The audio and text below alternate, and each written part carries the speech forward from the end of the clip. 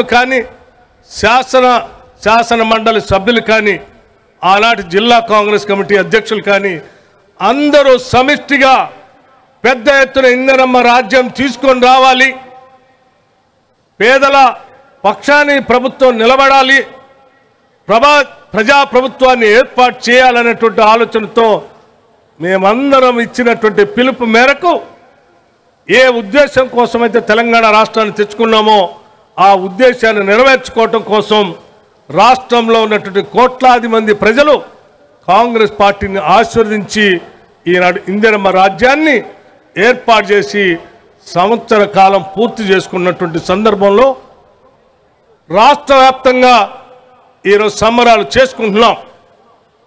చాలామందికి ఆలోచన రావచ్చు, ఎందుకయ్యా మీరు సంబరాలు చేసుకుంటున్నారు? మొదటిది, తెలంగాణ ప్రజలు కోరుకునేది స్వేచ్ఛ, భావ స్వేచ్ఛ, స్వతంత్రంగా బతకటం అనేది తెలంగాణ ప్రజలు నిరంతరం కోరుకునేటువంటి వాడు. అటువంటి స్వేచ్ఛని ఈరోజు రాష్ట్రం నలుమూలల భావ స్వేచ్ఛను వ్యక్తపరచడమే కాదు, స్వతంత్రంగా మన భావాలను వ్యక్తపరిచేటువంటి పరిస్థితుల్ని అత్యంత ప్రజాస్వామ్యయుతంగా రాష్ట్ర ప్రభుత్వం ఏర్పాటు చేసింది. రాగానే నిరుద్యోగ యువతీ యువకుల కోసం పబ్లిక్ సర్వీస్ కమిషన్ ప్రక్షాళన చేసి దాదాపు 56,000 మంది నిరుద్యోగ యువతీ యువకులకి ఉద్యోగ అవకాశాలు కల్పించాం.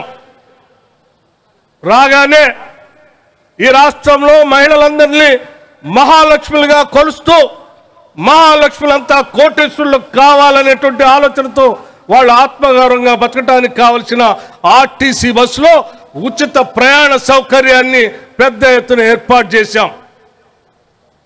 అలాగే వారందరికి కూడా సంవత్సరానికి 20,000 కోట్ల రూపాయలు వడ్డీ లేని రుణాల్ని ఇస్తూ 5 సంవత్సరాల్లో 1,00,000 కోట్ల రూపాయలని మహిళలకి వడ్డీ లేని రుణాలు ఇవ్వాలనేటువంటి ఆలోచనతో ముందుకు పోతా ఉన్నాం.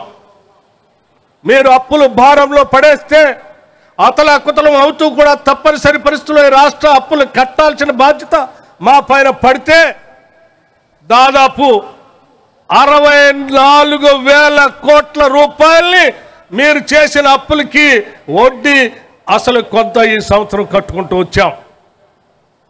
అట్లాగే ఈ రాష్ట్రంలో పేదవాళ్ళందరికీ మేము ఉచిత కరెంటు 200 యూనిట్ లోపల ఇస్తామని చెప్పిన మాట ప్రకారం మార్చి నెల నుంచి మొదలుపెట్టి నిరంతరం ఈరోజు 200 యూనిట్ ఉచితం కరెంటు ఇస్తూ వచ్చాం.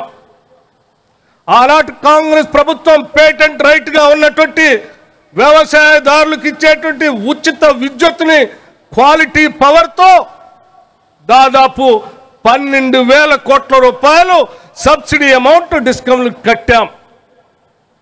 అట్లాగే గ్యాస్ సిలిండర్లు 500 రూపాయలకే ఇస్తామని చెప్పిన మాట ప్రకారం అనేక రకాలైన ఆర్థిక ఒత్తిళ్లు ఉన్నప్పటికీ ఆ గ్యాస్ సిలిండర్లు లబ్ధిదారులు అందరికీ అందిస్తా ఉన్నాం.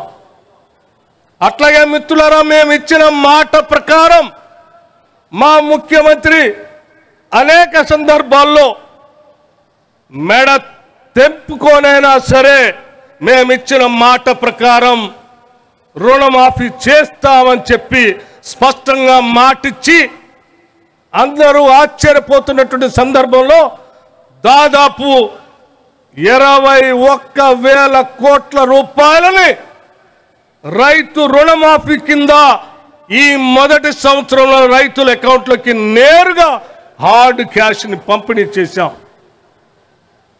ఇది మాకున్నటువంటి నిబద్ధత. రైతుల ఇన్సూరెన్స్ కట్టాం.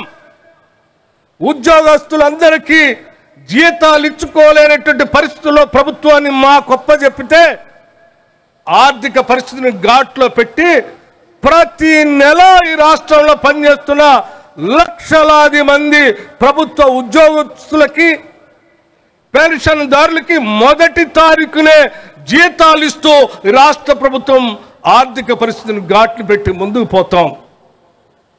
ఇవన్నీ ఒక పక్కన చేస్తూనే రాష్ట్రంలో మన పారిశ్రామిక విధానాన్ని పెంపొందించుకోవటం కోసం ముఖ్యమంత్రి గారు ఐటీ పరిశ్రమల శాఖ మంత్రి గారు దావోస్ వెళ్ళి దాదాపు 36,000 కోట్ల రూపాయల పెట్టుబడుల్ని ఈ రాష్ట్రానికి తీసుకొచ్చినటువంటి సందర్భం కూడా మనందరికీ తెలిసింది. హైదరాబాద్ నగరంతో పాటు ఫ్యూచర్ సిటీని ఏర్పాటు చేయాలని, అందులో అద్భుతంగా ఐటీ అట్లాగే ఆర్టిఫిషియల్ ఇంటెలిజెన్స్తో ఉన్నటువంటి సాఫ్ట్వేర్ ఇండస్ట్రీని హైదరాబాద్ నగరంలో పెద్ద ఎత్తున ఏర్పాటు చేయాలని, స్కిల్ యూనివర్సిటీని పెడుతూ ఇంటర్నేషనల్ స్టాండర్డ్స్లో ఉండేటువంటి ఒక స్పోర్ట్స్ యూనివర్సిటీని కూడా పెడుతూ ముందుకు పోతా ఉన్నాం. ఈ మధ్య కొంతమంది రెసిడెన్షియల్ స్కూల్స్కి వెళ్ళి అయ్యో పిల్లలు బాధపడుతున్నారే, సరైన తిండి పెట్టపోతా ఉన్నారు, సరైనటువంటి వసతులు ఇవ్వలేకపోతున్నారని చెప్పి పాపం బాధ వ్యక్తపరుస్తూ ఉన్నారు.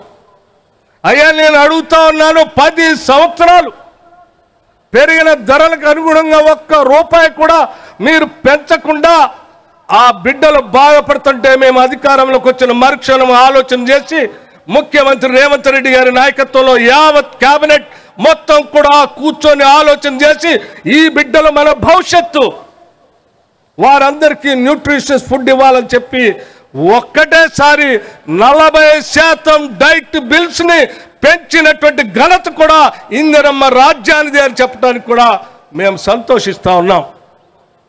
అంతెందుకు మన బిడ్డలందరూ మీరు పెట్టినటువంటి రెసిడెన్షియల్ స్కూల్స్ కానీ ఇతర స్కూల్స్లో కానీ బిల్డింగ్ లేక, ఇన్ఫ్రాస్ట్రక్చర్ లేక ఒకటే గదిలో భోజనం, ఒకటే గదిలో తరగతి, ఒకటే గదిలో పడుకోవటం, ఇబ్బంది పడుతున్న పరిస్థితి చూసి కూడా 10 ఏళ్ళు మీరు ఏమి చేయలేదు.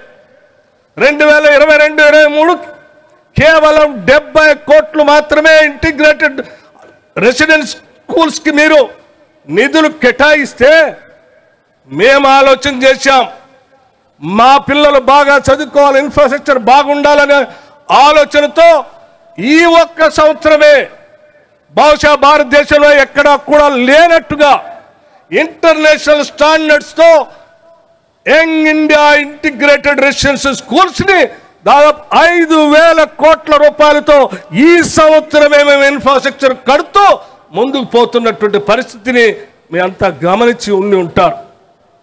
ఇటువంటి అనేక కార్యక్రమాలు చేసుకుంటూనే, నిరుద్యోగ యువతి యువకులకి ప్రోత్సాహం ఇస్తూనే, తర్ఫీదు సెంటర్లు ఏర్పాటు చేస్తూనే, ప్రభుత్వ పాఠశాలలో డిఎస్సిని కండక్ట్ చేస్తూనే ఈ సమాజం తలెత్తుకొని బతకడం కోసం సకల జనులు సమ్మె చేసి, ఆ సమ్మె చేసినటువంటి వాళ్ళందరికీ ప్రతీకగా నిలిచినటువంటి తెలంగాణ తల్లి గౌరవాన్ని ప్రతిష్ఠించుకోవటం కోసం, గౌరవించుకోవటం కోసం ఈరోజు తెలంగాణ ఇచ్చిన సోనియా గాంధీ గారి జన్మదినం సందర్భంగా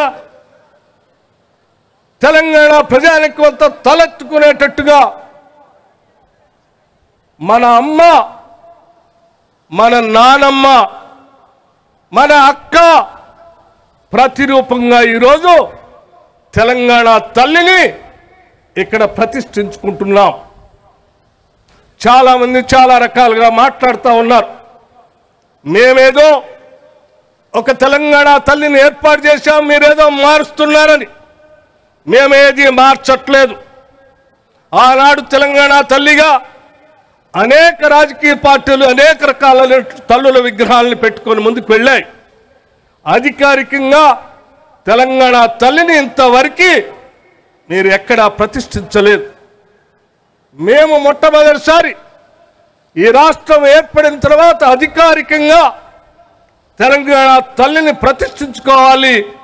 ఆ తెలంగాణ తల్లి కూడా కోట్లాది మంది తెలంగాణ ప్రజల అమ్మలాగా, ఆరాధ్య దేవునిలాగా ఉండాలనేటువంటి ఆలోచనతో ఈరోజు పోరాటానికి స్ఫూర్తించే తల్లిలాగా, కోట్లాది మంది ప్రజలను ఆశీర్వదించే తల్లిలాగా, కోట్లాది మంది ప్రజలకి పసిడి పంటలు పండించేటువంటి పచ్చని తెలంగాణ కనపడేటట్టుగా ఆకుపచ్చ రంగుతో చీర, పౌరుషానికి ప్రతీకగా ప్రగతిశీల భావాలతో ముందుకు వెళ్ళేటట్టు ఎరుపు రంగుతో ఒక పక్కన అత్యంత బహుజనుల పోరాటాల స్ఫూర్తిని గుర్తు చేస్తూ ఉండేటట్టుగా కింద పీఠం బ్లూ కలర్తో పోరాటాల్ని చేయటం ఒక్కటే కాదు, ఎంత అధికారం ఉన్నా ప్రజా సంక్షేమాన్ని మర్చిపోయి అణగదొక్కుతున్న ప్రభుత్వాన్ని నిలదీయటానికి తెలంగాణ ప్రజలు ఎప్పుడూ సిద్ధంగా